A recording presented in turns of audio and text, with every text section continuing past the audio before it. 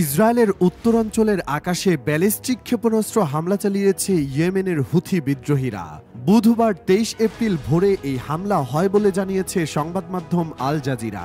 Israeli সামরিক বাহিনীর দাবি, ক্ষেপণাস্ত্রটি সফলভাবে প্রতিহত করা হয়েছে এবং এতে কোনো হতাহতের ঘটনা ঘটেনি।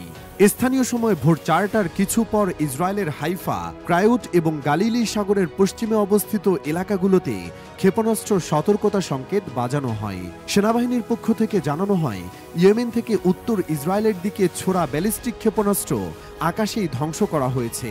উল্লেখ্য, ২০২৩ সালের অক্টোবরে গাজায় ইসরায়েলের সামরিক অভিযানের পর থেকেই হুথি বিদ্রোহীরা ইসরায়েলের বিরুদ্ধে ক্ষেপণাস্ত্র ও ড্রোন হামলা চালিয়ে আসছে।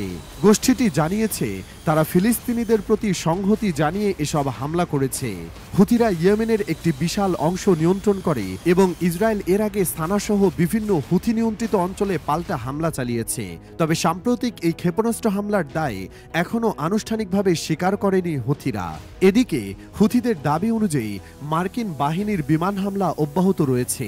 গত ১৫ মার্চ থেকে প্রায় প্রতিদিনই হুথি নিয়ন্ত্রিত হুদাইদা, মারিব এবং সাদা প্রদেশে মার্কিন হামলা হচ্ছে।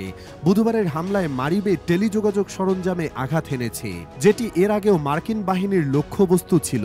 এই হামলাগুলোর প্রতিক্রিয়ায় হুথিরা আমেরিকান ড্রোনের উপর পাল্টা আক্রমণ জোরদার করেছে। হুথি সামরিক মুখপাত্র ব্রিগেডিয়ার জেনারেল ইয়াহিয়া সারি জানান, তারা ইয়েমেনের উত্তর পশ্চিমাঞ্চলীয় হাজ্জাহ প্রদেশে যুক্তরাষ্ট্রের একটি MQ-9 রিপার ড্রোন গুলি করে ভূপাতিত করেছে। প্রসঙ্গত, এই ড্রোনগুলো অত্যাধুনিক প্রযুক্তি সম্পন্ন এবং প্রতিটির মূল্য প্রায় $30 মিলিয়ন। এটি ৪০,০০০ ফুটেরও বেশি উচ্চতায় টানা ৩০ ঘন্টারও বেশি সময় ধরে উঠতে সক্ষম।